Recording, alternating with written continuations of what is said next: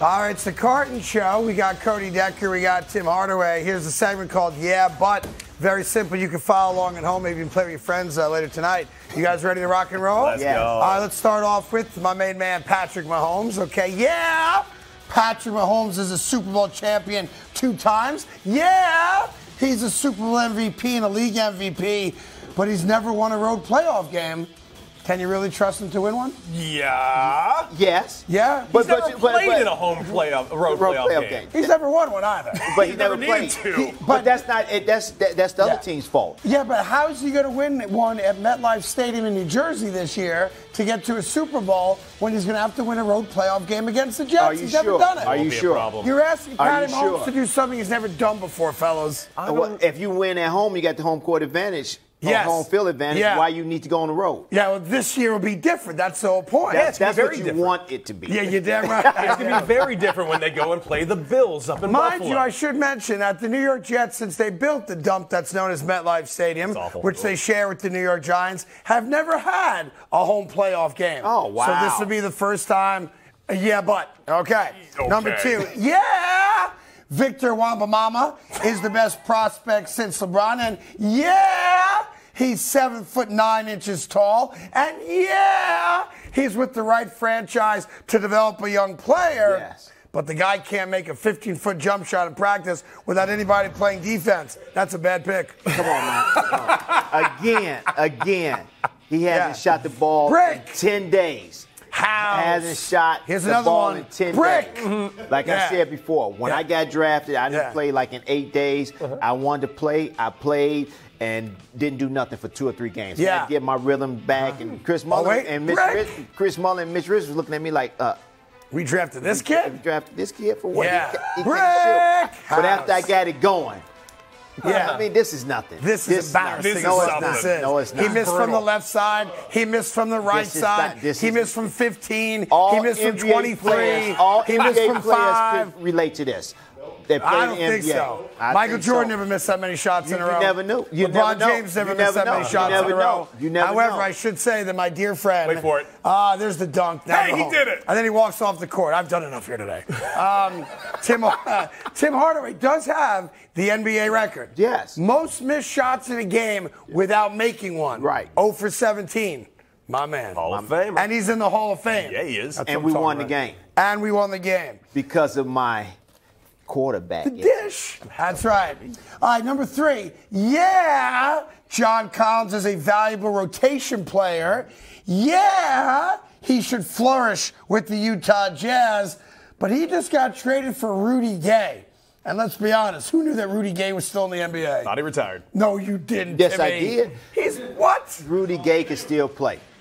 Rudy Gay can still play. So you say. I'm telling you, he can still play, but probably not for the Atlanta Hawks because they got a lot of young talent on that team. So I don't know. I guess he's just going to be a veteran that comes in and do whatever he can do. But I don't think that he's going to play a lot for the Atlanta Hawks. I'm sure Atlanta was like, wait, you're willing to take our contract for $75 million from John But Collins? they'll take a bucket of balls if you're offering they've been trying to trade John Collins for a long time. Since they signed him almost, Since they signed him. And they really didn't want to sign him. Yeah, I'll be honest. I did not know that Rudy Gay was still in the NBA. I'd totally forgotten about his career. And I liked Rudy Gay when he came out of college. Yep, 100%. 1987. All right. Yeah, Shohei Ohtani is one of the best pitchers in the league. And yeah, he's arguably one of the best hitters in the league. And yeah, he did hit a 446-foot home run yesterday. Oh. But he's never led his team to the postseason. Oh, every single time. There are 8 other people in the lineup, Craig. Are you ready to admit it doesn't make anybody else any better and they're never going to win with him? Yes. They're not going to win with them. That's just a fact. Listen, they're very close to the playoffs right now, though. Yeah. They're knocking on the door. So let me ask you a question. Yes. And I do not know the answer. I might be setting myself up. If it ended today, are they playing in the postseason? They are not. I'm sorry? Oh. They are not. They're not? No. With the greatest player not named Babe Ruth to ever play baseball? Arguably. They're not a playoff team? Arguably two greatest players not named Babe Ruth. When the last time? And just out of curiosity, would the Yankees be in the playoffs today? They would. That's right. Without Aaron Judge. Oh, my God, what a nightmare. Yes, the Angels need to do something. See that, Timmy? I told When last you. time they made the playoffs? About 10 years ago. Ooh. One of the longest playoff drought in Major League Baseball right now is the Anaheim Angels. Wow. All right, here's another one for you. Yeah! The Phoenix Suns have 3 of the best scorers in the entire league. And yeah, their offense might be unstoppable next year. But they actually just worked out Jabari Parker and Stanley Johnson. They don't have 5 players on this team, let alone 12. How are they going to win a championship? I love Jabari Parker from Chicago. Yes. Simeon won championships with Simeon and good ball player until he got hurt to both his ACLs. Stanley Johnson, both of them, this is a reach. I'm sorry, but this is a reach. No disrespect to him, but I am kind of disrespecting. They got to fill with somebody. This is a reach. I mean,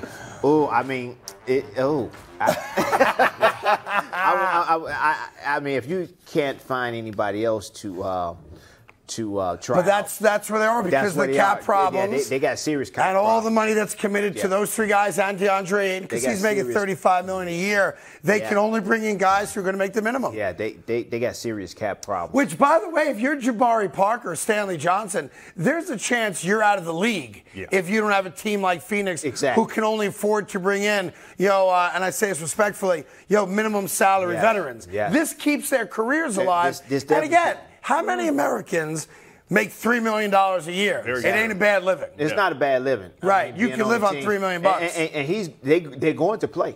It's not they're not going to be on the bench sit down. They're going to play. If they are bringing you in for a tryout, you are going to be on the team because we're going to need you sometime or other in that course of the season. Yep, play. there's no doubt about it. Good, but Parker's played like 65 games in like the last 4 years. But that's the point. That's how thin Phoenix is with depth. No one's going to argue that when they put Bradley Beal and Devin Booker and KD, Ayton, and whoever the 5th guy is out on the court, that they're as good or better than any team in basketball. Their issues are you still have seats on the bench that have to be filled according to NBA bylaws. Who are you going to fill it with when you have no money to spend on those guys? But free agency is coming up, and you will get some good veterans from free agency. But still, at the minimum. At the minimum. Yes. But they're going to have to be willing to take the minimum because they got to see fortitude of the team and where the team is going. In other words, you're going to see guys who are like from 34 to 38 years old who may be a big name 10 years ago, who are legitimate guys who know how to play,